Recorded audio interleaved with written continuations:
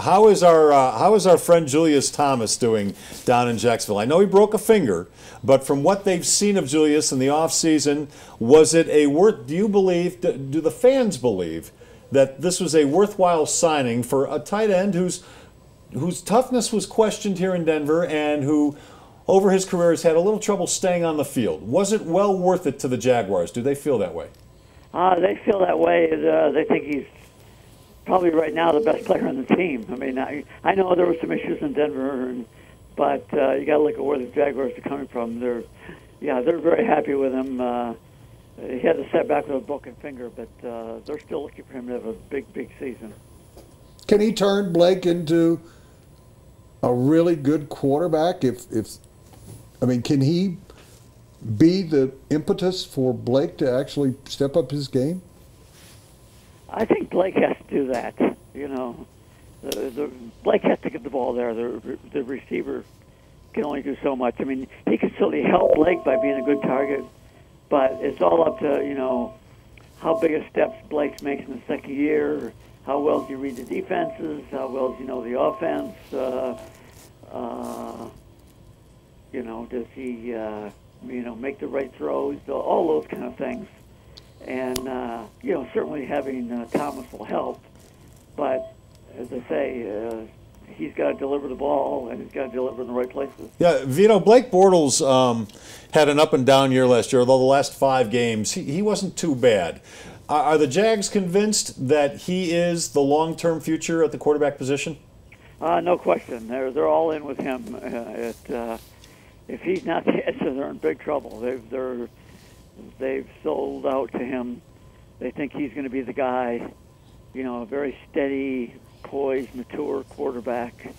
They're very high on him. Now, whether he is or isn't, it's too soon to know. I mean, he got thrown into a bad situation last year, played too early coming from UCF, and had a lot of growing pains. And plus, he had, sometimes he had 7 rookies starting with him, a young team.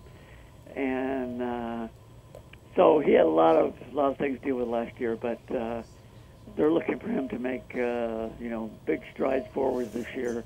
He's got new offensive coordinator Greg Olson, who had Derek Carr last year in Oakland, and they're very high on him. But of course, this time of year everybody is. So we'll find out starting in mid-September. Vito, that's Woody. Let's get it right into it. What would be a good season for Jacksonville? People are expecting them to be frauds again this year, win 3 or 4 games. I mean, what do you surmise that they can actually accomplish with this team? They'd like to be probably a good season, like 7 and 8. I mean, 7 and 9. 8 and 8 would be, really a plus. They have some things going for them this year. They're playing Buffalo and the Jets, 2 teams that they don't know who their quarterbacks are. They've got 2 games against Brian Hoyer, 2 games against rookie Mariota, and 1 game against another rookie in Winston. They may have a game against Garoppolo. Yeah, could have one against him. Who knows how that's going to wind up? Although I doubt he'll still be suspended by then. But anyway, so they have some some winnable games. They open at home against Carolina, Miami. They've got to win one of those 2. They go against Newton and Tannehill, who got big contracts but have not really established themselves as franchise-type guys. So, if they only win 3 or 4 games again this year, that would be a real downer for them. They have to be better than that. It's the 3rd year of a new regime, and at least they're expecting to be better than that. And they've made some good free agent signings. The offensive line looks better. Julius should help. Allen Robinson, if he stays healthy, T.J. Yeldon, the running back, if he has a good rookie year, they could have the makings of a much improved offense. The Rams went out of St. Louis. The Raiders went out of Oakland. The Chargers went out of San Diego. We don't hear anything anymore about the Jaguars being shaky in Jacksonville. Is that team solid in that city? Yeah, it's all because of Shad Khan, the owner. He's very committed here. Now he's playing the 1 game a year in London because that helps their revenue base. But I mean, they've got a piece of property near the stadium. It's called the Shipyard. Well, the city actually has it called the Shipyards. He's proposing to build a huge,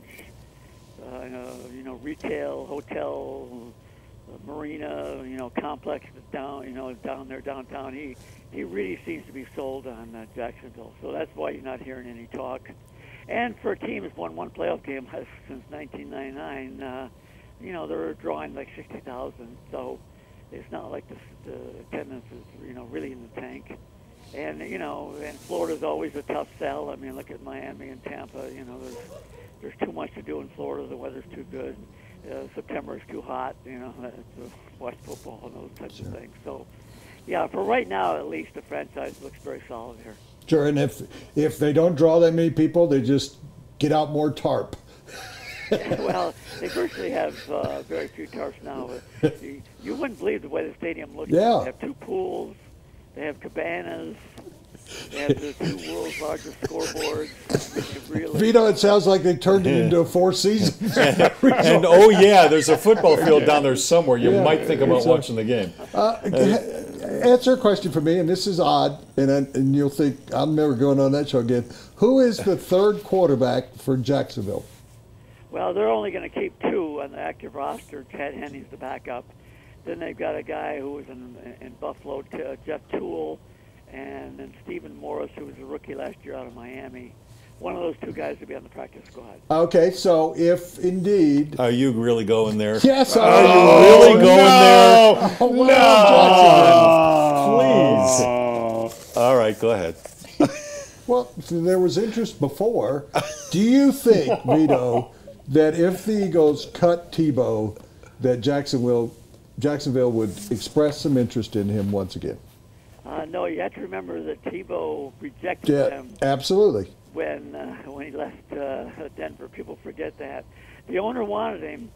They offered to match the Jets, and Tebow made a terrible mistake. And, yes, he did. And he got sold a bill of goods by the Jets. He knew that the coaching staff wasn't thrilled with Jacksonville with him.